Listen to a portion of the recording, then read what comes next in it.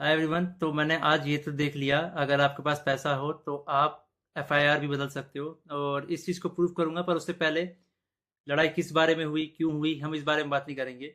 मैं सीधा पॉइंट पे बढ़ता हूँ। एलविश ने जो लोकेशन दी थी वो उसके घर की लोकेशन थी, या फिर किसी के तो घर की लोकेशन थी। और मेरा इंस्टिंक्ट बोला कि मुझे उसे अपने लोकेशन पर बुलाना चाहिए, जो एक पब्लिक लोकेशन हो। अब मेरे को यही था भाई कि जो भी गलतफहमी है डिबेट से सॉल्व करो। अगर आपको लगता है आप सही हो तो आप डिबेट करो, मेरे को लगता है मैं सही हूँ, मैं डिबेट करूंगा। तो कुल मिला के शब्दों से ही जीतना था इस चीज़ को। और मैंने पूरी तैयारी की थी। मैंने वहाँ पे सोफ़ा वोफ़ा सब लगाया था कि जब एलविश भाई आएंगे तो वहाँ बगल में बैठेंगे, ये वो फलाना ठिकाना। लेकिन जैसे ही वो आए, एक तो अटैक करना शुरू कर दिया, ऊपर से बहुत सारे बंदों के साथ आए। ऊपर से ये भी नहीं था कि वन ऑन वन फाइट हो। उसके साथ उसके कुछ बंदे थे, वो भी मदद कर रहे थे उसकी। इस तरीके से मदद कर रहे थे कि मैं कुछ कर ही नहीं पा रहा था, क्योंकि मेरे को दो तीन लोगों ने पकड़ लिया था अगल बगल से। अब जब लड़ाई हुई, लड़ाई के बीच में ही एल्विश ने मेरे को लगभग ये अपने घुटनों से नाक पे मारा, कई बार हाथों से मेरे सिर्फ मुंह पे मारा। और जब मारा उसके बाद उसने बगल से एक फ़ोन भी उठाया जो दूसरे एंगल पे रिकॉर्डेड है, और फ़ोन से मेरे स्पाइन पे मारा। और आप सभी को पता है, अगर स्पाइन पे गलती से भी स्पाइन टूटता है तो आप ज़िंदगी भर के लिए लावारिस हो सकते हो, अपाहिज हो सकते हो। तो उसके बावजूद उसने मारा मारा। और उसके बाद उसने क्या किया, जान से मारने की धमकी भी दे दी। अब जान से मारने की धमकी एक दो बार नहीं दी, मल्टीपल टाइम्स दी। कम से कम जितना मुझे पता है 3 बार तो दी ही थी उसने धमकी जान से मारने की। और ऑफ कैमरा भी उसने कई बार जान से मारने की धमकी दी। अब ये सब होने के बाद जब लड़ाई वड़ाई खत्म हो गई, तो उसके बाद वो वापस जा रहे थे, तो वो जो बंदे लाया था उनमें से कुछ बंदे मेरे को, मतलब होता है ना एक प्यार से धमकाने वाला सीन, कि भाई सॉरी बोल दे, क्यों ले रहा है पंगे, ये वो। भाई मैं तो अपने चीज़ों पे अटल था। मैंने बोला मैं सॉरी तो नहीं बोलूँगा, क्योंकि मैंने गलती तो की नहीं है। उसके बाद एल्विश ने भी थोड़ा ट्राई किया था सॉरी बुलवाने के लिए, लेकिन मैंने उसको भी सॉरी नहीं बोला। और ये सब जब हुआ, तो शुरू में मेरे को लगा मेरे को सिर्फ यहाँ चोट आई है, क्योंकि मेरे को कहीं पे भी दर्द फील नहीं हो रहा था। तो मेरे को शुरू शुरू में सिर्फ यहाँ चोट आई।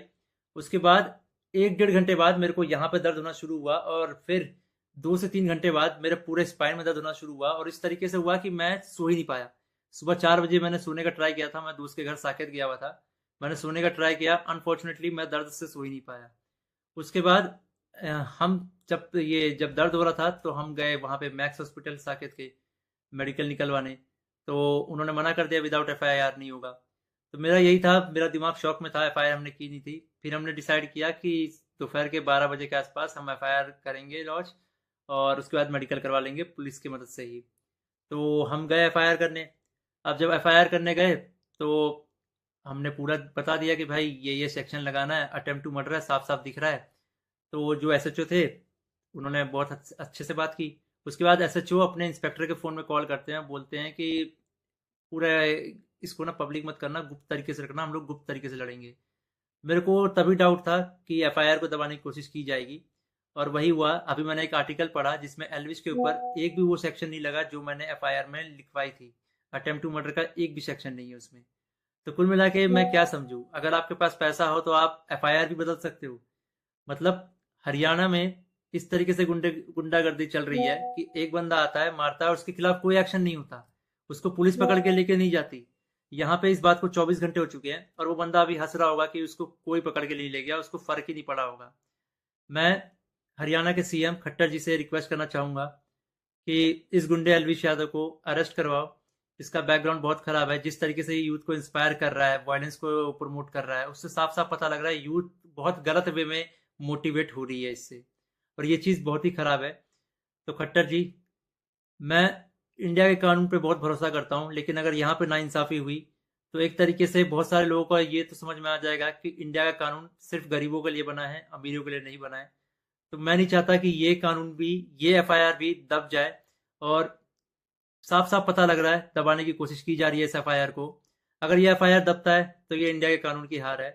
मैं आप लोगों से रिक्वेस्ट करूंगा, गुरुग्राम पुलिस को और खट्टर जी को इस ट्वीट में टैग करो, और उन पे उनको रिक्वेस्ट करो कि एलविश यादव को जितनी जल्दी हो सके, इस गुंडे को जितनी जल्दी हो सके अरेस्ट करा जाए। एल्विस और मैक्स टर्न के बीच की फाइट जो वीडियो सोशल मीडिया यूट्यूब पे वायरल हो रही है, ये वीडियो रियल है, दैट इज़ नॉट स्क्रिप्टेड। और आपका क्या? Thank you for watching my video.